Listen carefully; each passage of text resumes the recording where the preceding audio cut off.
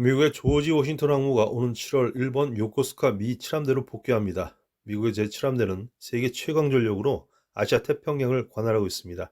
한반도 위기가 발생하면 제7함대 소속 항공모함이나 핵잠수함이 부산항이나 동해에 등장하는 모습을 우리는 종종 봐왔습니다. 그동안 로널드 레이건 항모가 한반도에 주로 파견됐었는데 앞으로 조지 워싱턴 항모가 임무가 교체되는 것입니다.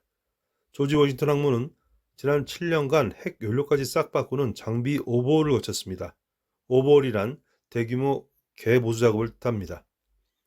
미 항모는 보통 25년간 운영하고 4년간 교체 정비 작업을 하는데 조지 워싱턴 항모는 코로나19로 인해 그 정비 시간이 3년 더 늘어난 것이죠.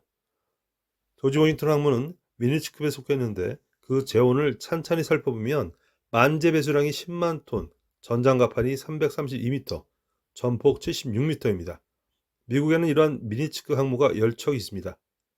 미니츠급의 이전 항모는 키티호크급과 엔터프라이즈급이 있는데 키티호크급은 만재 배수량이 8만 톤, 엔터프라이즈급은 9만 톤입니다.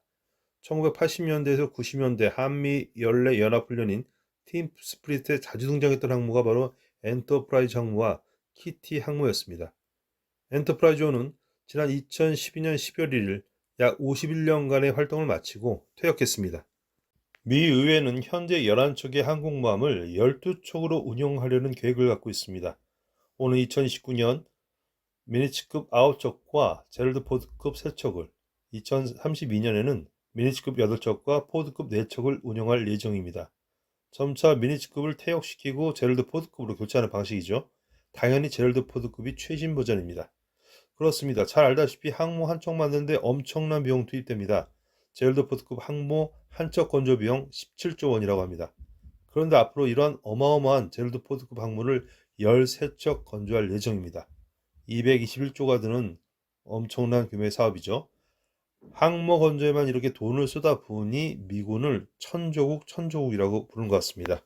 참고로 중국은 만재 배수량 8만 5천 톤급 항모를 3척 보유 중이고 러시아 해군은 오는 2030년대 초반까지 8척의 항모를 운영하려는 게 목표입니다.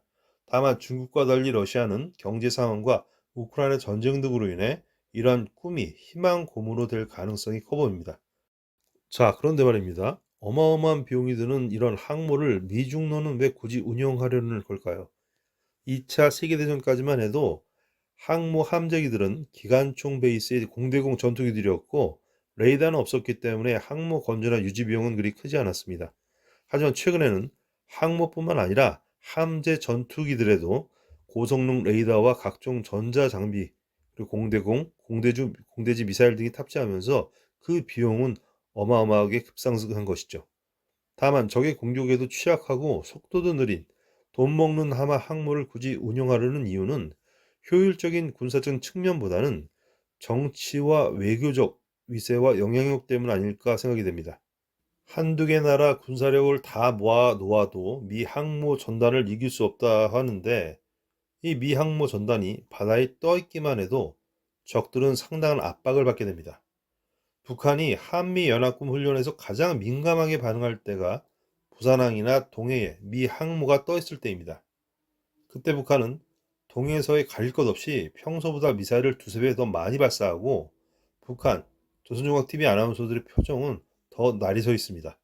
북한이 이처럼 미 항공모함에 예민하게 반응하는 것은 1976년 발생한 도끼 만행 사건 때문이 아닐까 합니다. 당시 미국은 항모 전단을 이용해 북한을 지도상에서 아예 지워버리려고 마음을 먹었습니다. 일반 사병도 아닌 장교 2명을 이유도 없이 도끼로 참혹하게 살해를 했으니까 말입니다. 당시 미국은 핵을 탑재한 전략 폭격기들과 더불어 함재기 65대를 탑재한 미 해군 제7함대 미드웨이급 항공모함을 한반도 인근에 대기시켰습니다. 여차하면 북한을 쓸어버릴 만반의 준비를 했던 것이죠. 잔뜩 졸았던 북한은 결국 미국에 사과하며 고개를 숙였습니다. 이후로부터 북한은 미 항모가 한반도 해역에 등장만 하면 기겁을 했고 자칫 지도에서 사라질 수 있다는 공포감을 느꼈을 것입니다.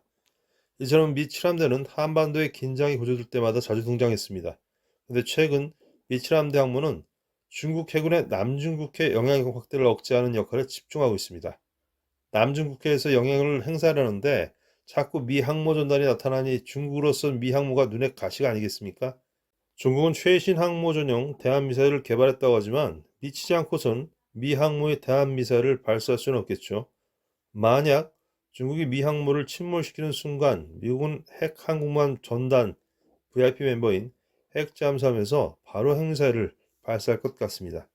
국방비가 부족해 남의 나라 방위비 인상하겠다고 아성치는 미국이 돈 먹는 하마 항모를 굳이 12척이나 계속 운용하려는 이유는 아무리 감가상각비 따져봐도 앞으로 천년만년 초강대국의 지위를 누릴 수 있다고 판단하고 있기 때문 아닐까요? 지금까지 이슈였습니다.